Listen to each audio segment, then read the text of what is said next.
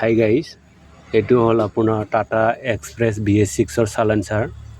আপোনাৰ DPF কাম কৰা নাছিলে, এইটো কাৰণে চাইলেঞ্চাৰটো পূৰা জাম হৈ গ'ল। এইটো কাৰণে কেমিকেল ঢালি কিনি চাফা কৰি আছোঁ।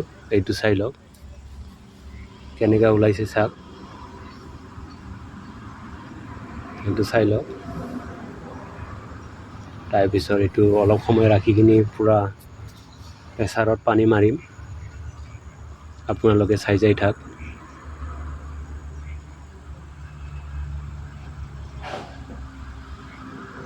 সেইটো আপোনাৰ নৰ্মেল মটৰ দি চাফা কৰিছিলোঁ, কাম হোৱা নাই। আকৌ ৱাশ্বিং চেণ্টাৰত লৈ যাব লাগিব, গাড়ী ধোৱা জেগাত।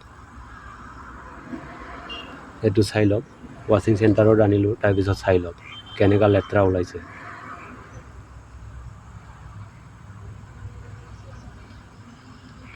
যদি আপোনাৰ এইটো চাইলেঞ্চাৰটো যদি জাম হৈ যায়, গাড়ীখন ষ্টাৰ্টৰ প্ৰব্লেম হ'ব আৰু পিক আপ নল'ব। সেইটো কাৰণে আমি ক্লিয়াৰ কৰি আছোঁ। এইটো ক্লিয়াৰ কৰি কিনি ধুনীয়াকৈ গাড়ীত লগাই দিম।